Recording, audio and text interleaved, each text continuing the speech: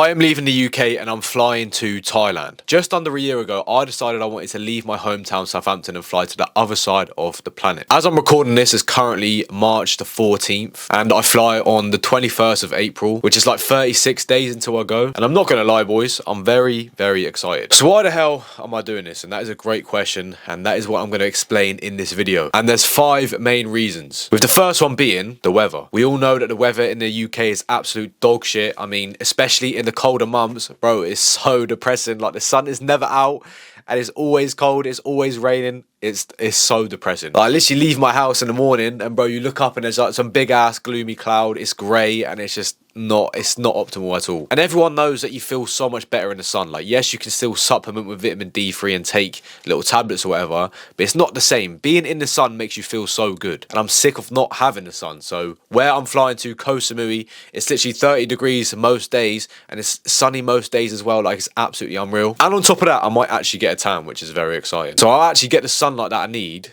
and also not feel like I want to die when I look up at a gloomy ass sky. The next reason is environment. Personally, in the last year, I've noticed a massive change in like the fact that everyone in the UK is so moody, and I don't know what could potentially, like, I guess it's probably the cost of living. Everything's extremely expensive. Like, the average person can barely even heat up their home, and everything is just getting expensive in general, and a lot of people are pissed off in the UK right now. And also, people are not happy with the government. I know literally nothing about politics. I don't give a shit, but I know a lot of people are unhappy about that sort of thing as well. And you can just sense it, like, when you're walking down the street, like, everyone's so unhappy all the time.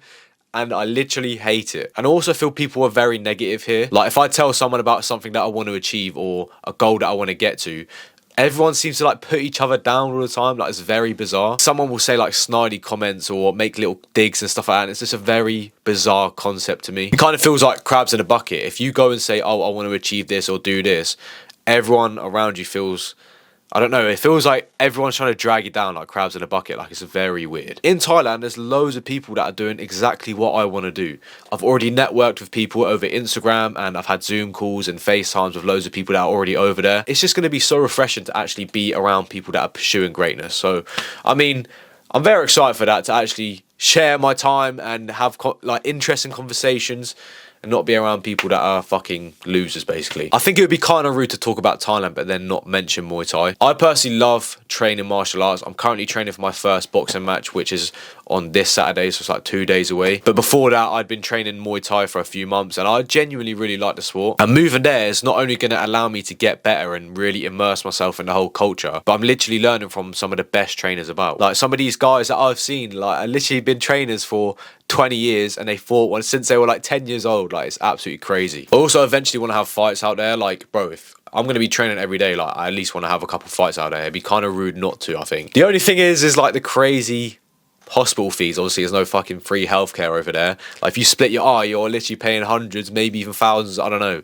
So that's the only thing that worries me, but at least I'll get a couple decent experiences, even if I do get injured. So in my fights, I'll have to just go crazy, end it in round 1, so I just avoid all the crazy medical bills. Cost of living. Now, I'm pretty sure everyone by now knows how cheap it is compared to the UK over there. It actually gets silly when you dive into it. I've done all my calculations and I can essentially live a lifestyle that would cost me £2,000 in the UK for literally just over £1,000 in Thailand. Like, it's actually mind-boggling. And by moving there, I'm essentially buying myself time. So I'm trying to build my businesses, I'm trying to grow as an individual, and the money that I have saved right now would only get me so far in the UK.